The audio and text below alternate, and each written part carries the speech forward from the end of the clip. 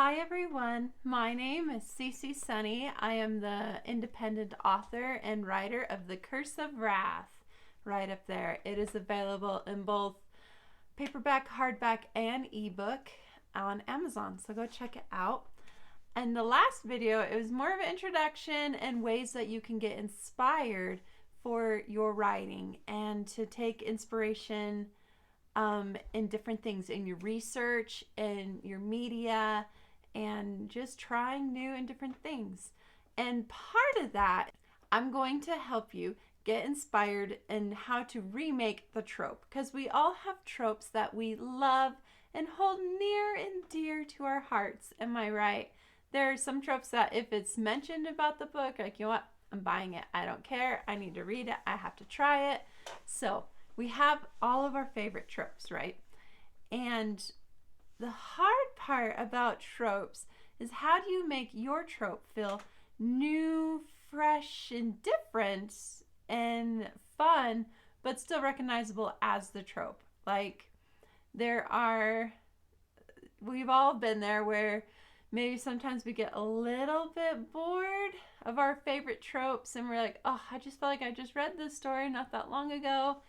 And I am here to help you not have that happen with your story, okay? And I got some reading material that you can go over, and you can really see how each different author tackled it and made it new and fresh of a trope that we all love, okay? You're gonna try this one little tip rule in your writing. In order to remake your trope, you have to do the opposite of what is expected of that trope. So it's kind of hard to explain, but not. Here are some books that will help you with that. The first book up is called The Elf Tangent by Lindsay Bowker. I'll try to put it up here in the corner if I can. What I love about the story, most of the stories I mentioned will have some kind of romance in it, because I am a romance girl. I love my love stories. It's my favorite thing of all. But one of the things that I really love about The Elf Tangent is the world building around it, especially around the twisted. Now, this is a fresh new take, I feel, on what zombies are, okay? But it takes a much more fantasy-esque turn with it. And instead of them, they do infect the curse with a bite and everything else, but it is a true magical curse. And all these elves have been cursed for hundreds and hundreds of years, and they are trying to kill their own kind. And this is all from the vengeance of an evil wizard hundreds of centuries before. And in this story is a main heroine and the hero. I really love this dynamic. They're so cute together. And it's a little bit predictable, the story plotline, but hey, I'm okay with that. It's a quest kind of story and romance. The only hiccup I have with this story is the princess's bodyguard, and her incessant, constant reminder that her princess needs to remain virtuous and to not even look at the guy. If she even looks at him or says a word to him, she's like, remember your virtue. It's like really annoying. Like, oh, need to smack that. Oh, she's an adult. She can make her own choices, and she probably knows. She knows in the back of her head. She doesn't need to be reminded constantly every second like we do. Oh, it's so frustrating. The twisted in the story building around that and the world building, it is so fresh and fun, and I really had a great time reading in this new different world. And you guys should check it out just to see how it differs from your typical normal zombie tropes that, happen in modern times. This is more of a fantasy one.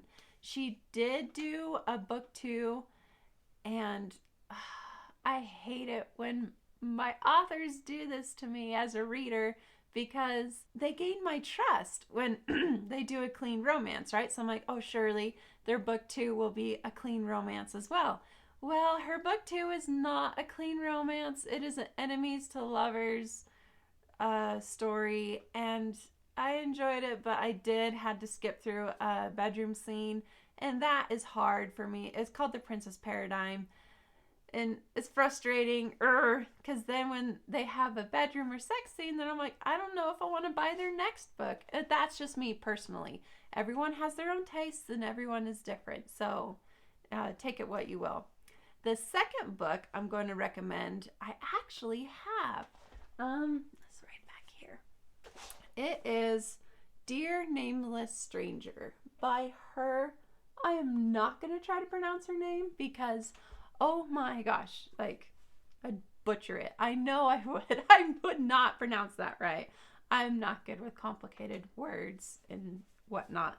Anyways, this is a regency, I don't know how you guys say that word, romance, and it is the great Pride and Prejudice redoing the trope.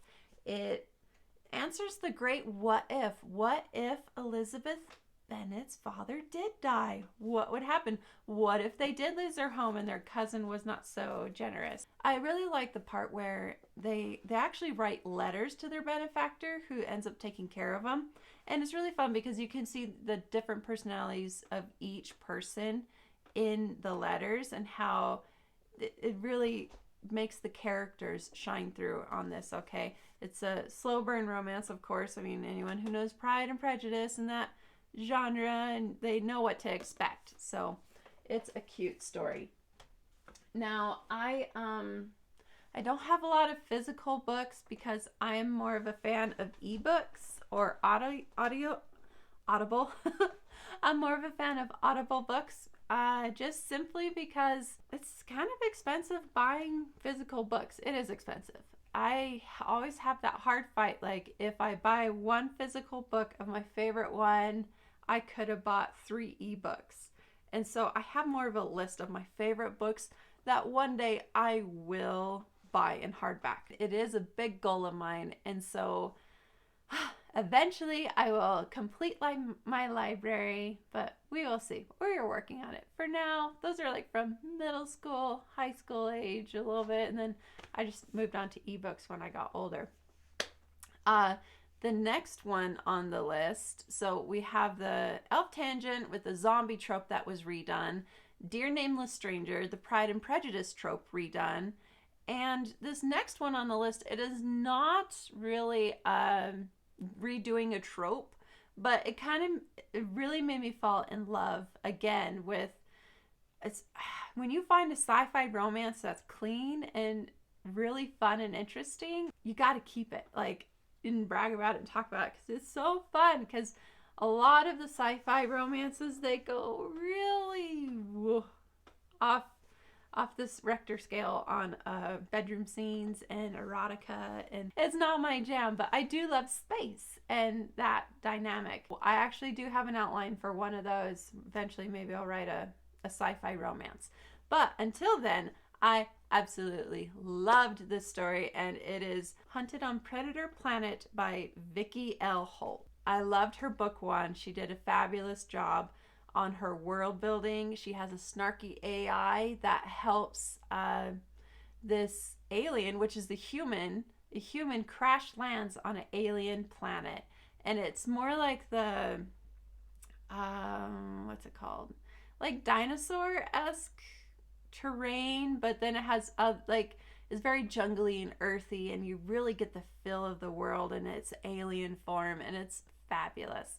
And I absolutely loved her love interest alien. Like, I could believe this relationship would actually work and is possible, and it was so much fun. And her alien didn't have horns or anything like that, but it was just a really great fun read, and her AI was really humorous, I found. It did have a few kind of confusing parts where when the alien is wearing his shield, you can't see his facial expressions, but you can see his eyes. But then sometimes when I'm reading, I'm like, wait a minute, his helmet's supposed to be on, so how's she supposed to see his facial expressions that he's doing when she said he couldn't? Anyways, it got a little confusing like once or twice, so I was like, wait, his helmet's on, she can't see that. But other than that, the story was fun. I loved it. It was a great sci-fi romance, and you guys should definitely check it out. And it was clean. And her book 2, it was pretty good. I can't remember the name of her book 2 into book 2 and book 3. Her book 2 is clean romance again. It's a little slower. It's between Hivet and what is her name? Rain? I don't know. I can't remember. That's like my motto in my life. I hate it. I wish it wasn't true, but it is.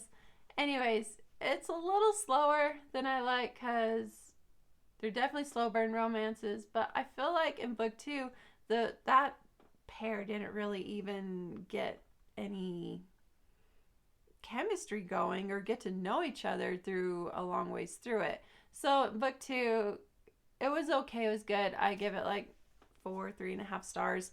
Her book 3, once again, I had an author betray me, and there is a sex scene I had to fast forward and skip because, yeah. Anyways, I don't know if I will continue on in the series because she opened that door, and so usually when they do that, they get worse with their intimacy and all these other things. It's hard, but her book 1 was fabulous. I loved it. I had a lot of fun reading it, and that is Hunted on Predator Planet, and it really helped to just get those creative vibes going for me. This one is a movie, and you guys, this is the kinds of things you need to start looking at in movies and books and things that you're researching, is how did they keep the trope alive, but where did they go different? Where did they go fabulously wonderful different experiences? And Onward, it's a story about two, I think they're ogres, I'm not sure, two brothers who are on a journey or a quest to finish finish the spell so they can talk to their dead father who has passed on for many years. And I'm not going to ruin the ending. It was pretty fabulous, and it was once again unexpected. And one aspect that I loved about it is they live a very modern life, okay? Like the mermaids hang out in swimming pools, like a floaty swimming pool out front, and it's just a very modern telling. The unicorns. Now, we all know unicorns, right? They're the beautiful, majestic, glowing white horses with a golden shiny horn or white shiny horn, and they're magical and mythical, and they do all these wonderful things, right? Well, in Onward, the unicorns are the equivalent of trash pandas. They are filthy, dirty little horses. They get in the trash and they cause mayhem and havoc. And that is so much fun to what you usually see from the trope of the unicorn. Instead of your unicorn being beautiful and majestic, make them trashy and dirty and causing trouble. And they're troublemakers in this world. That is perfect. Maybe have them be murderous and stab someone with their horn. Like something different, but you know a unicorn, and a unicorn's not behaving in the expected way. And that is what you want to do for your writers, okay? And also the pixies. The pixies, you expect them to be troublemakers, and they're beautiful in their fairy-esque ways, but yeah, they're troublemakers. In Onward, the pixies, now I never pictured pixies this way, but it totally makes sense. The pixies were bikers, mean, tough bikers that beat anyone up. And it's funny because they're like little pixies, like 20 pixies drive this one motorcycle, but they're all motorcycle biker pixies. And they totally have attitude, and it fits them so perfectly. But you don't expect a pixie to be like a biker person, but then when you think about it, you're like, oh yeah, that actually does make sense. So you're gonna want to do these kinds of things when you're remaking a trope or you're trying to make something new and fresh, okay? In my book, The Curse of Wrath, it is a Beauty and the Beast story. Now, I was crazy to take this project on because a lot of people have a fairy tale retelling in their back pocket. It is probably the most recognizable and the most redone tropes of all. And I've read a lot of fairy tale retellings, and I'm not bashing on anyone else's work. Like you guys all did, you're all really great. I don't want to step on any toes. But I always wanted to write a Beauty and the Beast that was more close to the original, but answer all the great what if questions. How does she fall in love with the Beast? A beautiful woman is not going to fall in love with a jerk of a guy. No one is going to fall for that. They are like, I'm like speechless. Anyways, my Beast, I was sure to make him more human, make him, he's still a beast. He's still got horns, fur, claws, and teeth, and all that great stuff. But I tried to bring more through his human side, and that we all make mistakes when we're angry, right? We all make bad choices. And does that make us bad people? No, it doesn't. It shouldn't. One wrong choice that we make in life should not affect the rest of our lifetime. If it does, I'm sorry for you. That's really sad. But no, there's such a thing as growing and changing and becoming a better person. And yes, we have human weaknesses, and that's fine. That is expected. It's what you do after you make your human mistakes and weaknesses that's most important. And I really wanted to portray that in my Beast instead of the typical jerk, or he needed to be taught a lesson. He just happened to cross the wrong vengeful person at the wrong time. And for my Beauty, I didn't want her to be quiet. She tells you her mind. She will do what she wants, but she also tries to be kind and considerate and just a good person. I also was bothered by how they made Beauty and the Beast stay in the castle. They had to stay in their realm, stay in their little house, and that bothered me. Like, the Beast has a kingdom to run. He's got things to do. He's not going to stay at the palace the whole time. And I wanted a true villain. I wanted to make problems and cause chaos in this world. And I really tried my best to pull that off in the story and remake it new and fresh. And then I have two beautiful little girls. One is 5 and one will be 4 very soon. And they love storytelling, but they love their Dr. Seuss stories. And I have to make the father read those stories because I am not good at tongue twisters or reading complicated texts or reading more in-depth, complicated passages of literature. I really struggle with it. I could probably go into a whole spiel of why I prefer more simplistic writing styles. But that is my preference. But anyways, we do read the Dr. Seuss stories to my little girls, and one of them is, I think it's Think the Thinks You Can Think, If Only You Try. If you haven't read it, go read it. Just go read it. It's so fun because it reminds you of like the fun of being a writer. Think up anything you want. Think of what is it? Black water. Think of blue skies. Think of fluff flying by. And it's such a world of wonder and fun. And it should just start getting those creative thoughts and juices going. I am so happy you guys joined me here. If you guys have suggestions of other stories that I did not list that you think I would enjoy, list them in the comments below. I have hang-ups. I prefer clean romance, slow burning romance, but not too slow. Anyways, try not to get picky. No sex, please. I don't want sex scenes, bedroom scenes. It's fine if the book doesn't go into detail, like it's behind closed doors, and I prefer that, please. If you don't have a sex scene in your book and it's behind closed doors, it does not ruin the book, in my opinion. I am so happy authors make that choice because a lot of them don't. And I'm not into love triangles. Like, pick a dude. Come on. Or a girl. Pick someone. Don't play with their feelings and emotions. Get to know one, figure it out, and if you don't like them, go to the other one. And Do it proper. Don't go back and forth, back and forth. Urgh, I do not like that.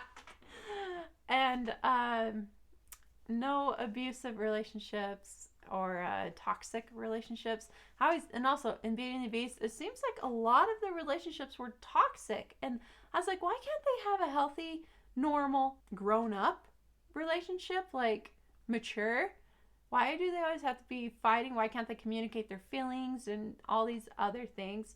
And it was another big pet peeve I had. I like ancient romance or ancient history, sci-fi, fantasy. I do like modern. I'm more I'm more of the thriller type. I need action and stuff going on.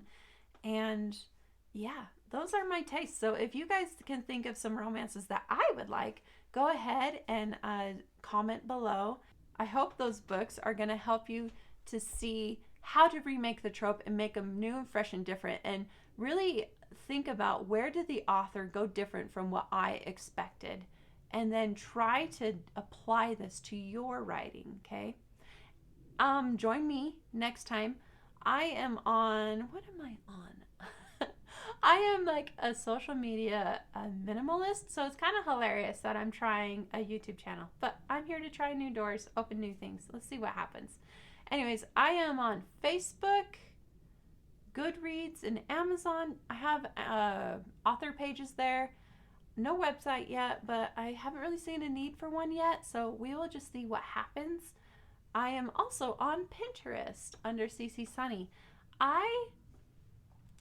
Go ahead and come join me on Saved. It has a lot of my personal interests on there, things that I like, my dreams, and I also have a lot of storyboards for, like, when they say a picture's worth 1,000 words, it is so true. I take so much inspiration from people and artists on Pinterest, and I absolutely love Pinterest. I come up with storyboards. Now, the storyboards are not exposed, but I do have the Curse of Wrath storyboard ready to go, and it has all the pictures that kind of help inspire and craft this world, okay? And you guys can go check it out and see what the kind of the flavor and the feel that I was going for. And I also have, I think it's creatures, characters, and writing tips board where you can just go and explore, and hopefully that can get your creative juices going, whether it be for your character, your creatures and monsters, or your writing tips, okay? I like to support a lot of other people in their creative journeys and who they are. I think it's fantastic. So check those things out, and I will see you in the next video. In the next video, we are going to talk about, what are we talking about? Oh, how to start your story. Sometimes we feel a really great big pressure on, like looking at the blank page, and you're like, what do I write? How do I start it? And then you start it like a sentence, and you're like, no, and you delete it all the way, and you're like feeling the pressure to sit down and write your story. I'm going to help you to get over that fear. I'm going to help you to see it in a new light and make it not as scary of an experience, okay? Writing is supposed to be fun, and I'm going to help you to figure out how to get your story started and the steps that you need to do. I will see you in the next video. Bye!